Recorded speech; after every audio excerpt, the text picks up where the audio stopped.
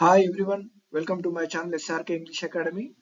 Today I would like to introduce a new topic for Usmania University Semester 6 students, the short story, The Piece of String, Gidumupasa. So let us see the main characters in the short story, The Piece of String. So ఇందులో ముఖ్య పాత్రలు protagonist. So in the center character ఎవరు అంటే మూసియో హోష్కాన్. So మూసియో అంటే ఇది English లో mister equivalent ఇది. So ఇక్కడ హోష్కాన్ అనేవాడు మనకి ఇందులో central character, main character. So ఇతను ప్రొటాగనిస్ట్. కథ ఇతను చుట్టే తిరుగుతుంది. Belongs to Breaute commune. So Breaute లొకాలిటీకి చెందినవాడు, టౌన్ కి చెందినవాడు ఇతను. అలాగే honest hard working peasant. Peasant అంటే ఇతను ఒక స్మాల్ ఫార్మర్, రైతు, చిన్న రైతు, కష్టపడి పనిచేసే నిజాయితీ గల రైతు. Obsession with his reputation. So ఇతనికి తన గౌరవం కోల్పోతే అది తిరిగి సాధించుకోవడానికి పడే తపన ఇందులో మనకి కనిపిస్తుంది. అలాగే next Malandain. Mister Malandain the harness maker, Hauchecorne's rival. So వీడు మెలాడేన్ అంటే అతడు హార్నెస్ మేకర్. హార్నెస్ మేకర్ అంటే ఈ గుర్రానికి సంబంధించిన సాడిల్ చేయడము, అలాగే దానికి ఎక్విప్మెంట్ చేయడము, కళ్ళెము, అలాగే దానిపైన కూర్చోడానికి వేసిన సీట్, అటువంటి తయారు చేసేవాడిని హార్నెస్ మేకర్ అంటారు. సో ఈ మెలానిన్ అతను ఇతని యొక్క హోష్కాన్ కి రైవల్ అంటే ప్రత్యర్థి. సో నెక్స్ట్ ఇంకో క్యారెక్టర్ ఉంది, మేయర్ క్యారెక్టర్. ఇందులో టౌన్ కి మేయర్ ఉంటారు. అలాగే కొంతమంది విలేజర్స్ మనకి ఈ స్టోరీలో కనిపిస్తారు.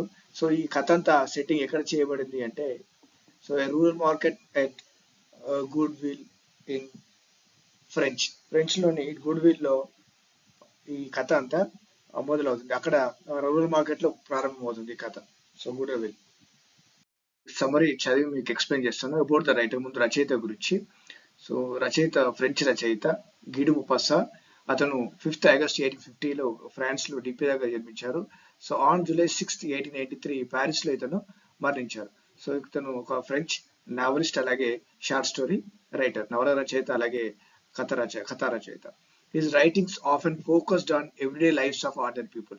ఇతని రచనలు ఎక్కువగా సాధారణ జీవితం గడిపే ప్రజల యొక్క జీవితాలకు సంబంధించి అతను ఎక్కువ ఫోకస్ చేశాడు అతని నవలలో, కథలలో. అలాగే వారి యొక్క స్ట్రగుల్స్, డిజైర్స్, సో వాళ్ళ పోరాటము, వాళ్ళ కోరికలు, అలాగే ఫ్లాస్, కొన్ని లోపాలు ఏవైతే ఉన్నాయో వాటి కీన్ అబ్జర్వేషన్ తో తన రైటింగ్స్ లో, నావెల్స్ లో, కథల్లో ఇతను పోర్ట్రే చేశాడు, చిత్రీకరించాడు.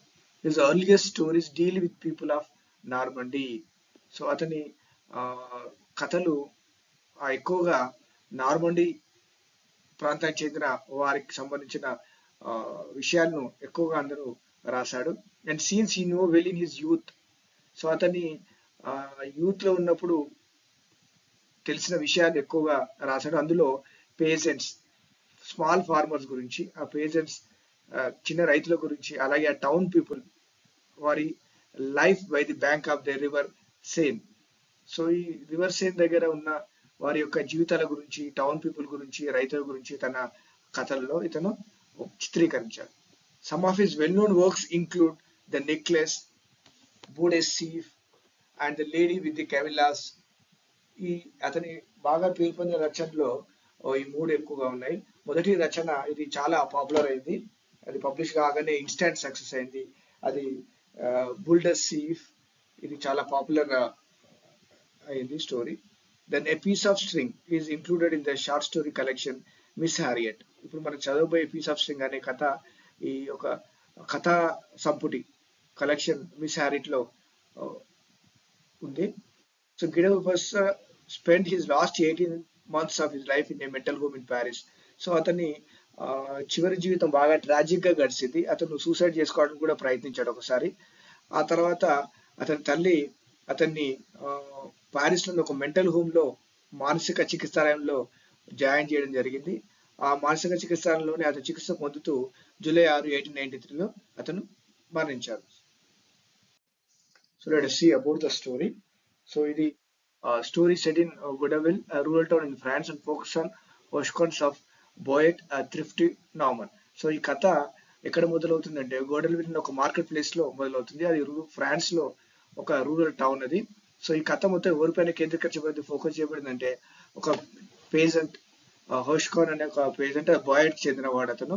సో ఇతను ఒక థ్రిఫ్టీ నామన్ అంటే ఇతను థ్రిఫ్టీ అంటే ఎకనామికల్ పర్సన్, డబ్బును వేస్ట్ చేయకుండా జాగ్రత్తగా ఖర్చు పెట్టి కాపాడుకునేవాడు థ్రిఫ్టీ అని. నార్మన్ అనేవాడు, ఇది నార్థన్ ఫ్రాన్స్ చెందిన వాళ్ళని నార్మన్స్ అంటారు.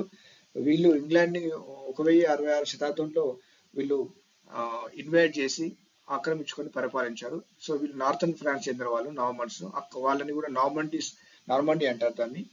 So Hauchecorne arrives at the market place in Goderville where he finds a small piece of string on the ground. So అతను మార్కెట్ ప్లేస్ కి వస్తాడు ఆ గోడవిల్ లో. అతను వచ్చినప్పుడు అక్కడ అతనికి దారిలో ఒక small piece of string, ground పైన ఒక చిన్న దారపు ముక్క కనబడుతుంది. He picks it up and puts it in his pocket. So దాన్ని తీసుకొని ఆ ముక్కను తన పాకెట్ లో వేసుకుంటాడు. So when Hauchecorne's enemy maitre Malandain, so the harness maker sees him, ఎప్పుడైతే అతను దారం ముక్క వంగి తీసుకొని తన జోబులో వేసుకున్నాడో అప్పుడు అతని యొక్క ఎనిమి, రైవల్, అతని యొక్క ప్రత్యర్థి మేతో మెలాంటైన్ ఉన్నాడు. అతను ఒక హార్నెస్ మేకర్ అంటే గుర్రాలకు సంబంధించిన ఎక్విప్మెంట్ చేస్తాడు. సో దానిపైన కూర్చోవడానికి కళ్ళెం అటువంటి తయారు చేసేవాడు హార్నెస్ మేకర్. సో అతను చూస్తాడు మెలాంటైన్. ఇతను ఎవరు అంటే ఈ హాష్కాన్ కి ఒక రైవల్, ప్రత్యర్థి. So Hauchecorne pretends to still be searching for something on the ground. So అతను చూసినప్పుడు తను ఏదో గ్రౌండ్ పైన పోయింది వెతుకుతున్నట్టుగా నటిస్తూ ఉంటాడు, pretends. Then heads to the market square. ఆ తర్వాత ముందుకు కదిలి ఆ మార్కెట్ స్క్వేర్ కి వెళ్ళిపోతాడు. During lunch time the wealthy people of the market square gathered maitre Jourdain and in. So అక్కడ లంచ్ టైంలో అందరూ కూడా డబ్బున్న వాళ్ళందరూ, మార్కెట్కి వచ్చిన వాళ్ళు ఆ స్క్వేర్ లో, ఆ కూడల్లో ఒక దగ్గర గుమిగూడి ఉంటారు. అది ఎక్కడ అంటే ఒక ఇన్, ఒక సత్రం ఉంటుంది. ఆ సత్రం దగ్గర గుమిగూడి ఆ లంచ్ అక్కడ చేస్తారు. Suddenly a public carrier announces that a black leather pocket book containing 500 francs. So sudden గా ఒక పబ్లిక్ క్రయర్ అంటే డప్పు చాటించు వేసేవాడు ఉంటాడే అటువంటి వాడు. సో వచ్చి ఒకటి అనౌన్స్ చేస్తాడు అనమాట. ఏమని అంటే ఒక బ్లాక్ లెదర్ పాకెట్ బుక్ పోయింది, అందులో 500 ఫ్రాంక్స్ అంటే వాళ్ళ కరెన్సీ, అది ఫ్రాన్స్ వాళ్ళ కరెన్సీ. 500 francs ఉన్నాయి అందులో, అలాగే బిజినెస్ పేపర్స్ ఉన్నాయి అందులో, అది పోయింది అని ప్రకటిస్తాడు. సో అలాగే reward of 20 francs will be given to any one who returns it to the mayor service. ఎవరైతే ఆ దొరికిన వ్యాలెట్ ని 500 francs అలాగే బిజినెస్ పేపర్స్ ఉన్న ఆ వ్యాలెట్ ని, ఆ పాకెట్ బుక్ ని దొరికితే తిరిగి మేయర్ ఆఫీస్ లో అప్పచెప్పిన వాళ్ళకి ఒక రివార్డ్ ఉంది, బహుమానం ఉంది, ఎంత 20 francs బహుమానం ఇవ్వబడినని ప్రకటించి వెళ్ళిపోతాడు. Police officer takes Hauchecorne to the mayor. So ఒక పోలీస్ ఆఫీసర్ వచ్చి హోష్కాన్ ని అక్కడ నుండి ఇన్ దగ్గర, స్క్వేర్ దగ్గర ఉన్న హోష్కాన్ ని తీసుకొని మేయర్ దగ్గరికి వెళ్తాడు. సో అక్కడ మేయర్ ఏమంటాడు, who accuses him of picking up the pocket book lost by maitre Houlbreque. So ఇతను మేయర్ ఏమంటాడంటే, ఇతను హోష్కాన్ నువ్వు ఆ పాకెట్ బుక్ దొంగిలించావు అని చెప్పేసి ఇతని పైన ఆరోపణ చేస్తారు. The mayor also says that Melandine has seen Hoshkon picking up the purse. So అలాగే మేయర్ ఏం చెప్తారంటే, నీ ప్రత్యర్థి మెలాండైన్ నీవు ఆ పర్స్ ని, ఆ వాలెట్ ని, నేలపైన పడ్డ వాలెట్ తీసుకున్నప్పుడు చూశాడు అని చెప్తాడు. The mayor discharges him with the warning that he would consult the public prosecutor for further orders. So mayor అతన్ని హెచ్చరిస్తూ వదిలేస్తాడు, ఏంటంటే తర్వాత పబ్లిక్ ప్రాసిక్యూటర్ ని నువ్వు కలువు, తర్వాత ఆర్డర్స్ ఉంటాయని చెప్పి. The news has spread all over the town. So ఇతను మేయర్ దగ్గరికి పోలీస్ మ్యాన్ వచ్చి తీసుకెళ్లిన విషయము, అలాగే మేయర్ ఇతని పైన చేసిన ఆరోపణ, దొంగిలించాడు పర్స్ అనే ఒక ఆరోపణ, ఈ న్యూస్ అంతా టౌన్ మొత్తం స్ప్రెడ్ అవుతుంది, పాకిపోతుంది. He tries to tell the story of the string to the people, but they laugh at him. So అతను నిర్దోషి కాబట్టి తాను ఈ దొంగిలించలే అనే కథను, నేను దారం మాత్రమే తీశాను, story of the string, so దారం మాత్రమే తీశాను అనే విషయాన్ని అందరికీ చెప్తూ ఉంటాడు. కానీ అక్కడ ప్రజలు ఎవ్వరు అతని మాట నమ్మరు, కానీ అతన్ని నవ్వుతారు అతను చెప్తున్నప్పుడు. But they laugh at him. The next day about 1 o'clock in the afternoon, Marius Pavel, a husbandman at Elmville, returns the pocket book to the mayor. So తాను నిర్దోషాన్ని చెప్పుకోవడానికి తాను ఒక దారబుక్క మాత్రమే తీశానని చెప్పితే ఎవరు నమ్మరు. అలాగే అందరూ అతన్ని గేల్ చేస్తారు. సో తర్వాత రోజు 1 o'clock ఆఫ్టర్నూన్ ఒక మ్యారియస్ పమెల్ అనే ఒక వ్యక్తి, హస్బెండ్ మ్యాన్, ఇతను ఒక చిన్న రైతు, ఇతను ఆ పాకెట్ బుక్ దొరికిందని చెప్పేసి మేయర్ కు రిటర్న్ చేస్తాడు. సో ఈ విషయము అందరికీ తెలుస్తుంది. The news spread through the neighbourhood. So అక్కడ ఉన్న నేబర్హుడ్ అందరికీ కూడా ఈ పర్స్, ఆ వాలెట్ ఏదైతే ఉందో అది దొరికింది, అది మేయర్ కు చేరింది, రిటర్న్ చేశారని తెలిసింది. సో ఇతనికి కూడా ఆ విషయం తెలుస్తుంది. So upon learning the news, so అది పర్స్, వాలెట్ దొరికిన విషయము హోష్కాన్ ప్రొటాగనిస్ట్ కూడా తెలుస్తుంది. తెలిసిన తర్వాత he visits market place at Goderville and begins to repeat his story. So చూసారా, ఇతను మార్కెట్ కు వెళ్ళి, చూసారా నేను పర్స్ తీయలేదు, అది వేరే అతనికి దొరికింది, అతను తిరిగి మేయర్ కప్పచెప్పాడు, ఇందులో నేను నిర్దోషిని, నా పట్ల ఆరోపణ అసత్యము, నేను తీసింది ఒక దారపు ముక్క మాత్రమే అని గోడావిల్ ప్రజలందరికీ కూడా, మార్కెట్ ప్లేస్ లో కనిపించిన అందరికీ తన కథ చెప్తూ ఉంటాడు. తను ఎలా వంగి ఆ దార ముక్కను తీసి జోబులో పెట్టుకున్న విషయాన్ని అందరికీ రిపీట్ చేస్తూనే ఉంటాడు కథను. So but no one believes his innocence, కానీ అక్కడ ఎవరు అతని మాటను నమ్మరు.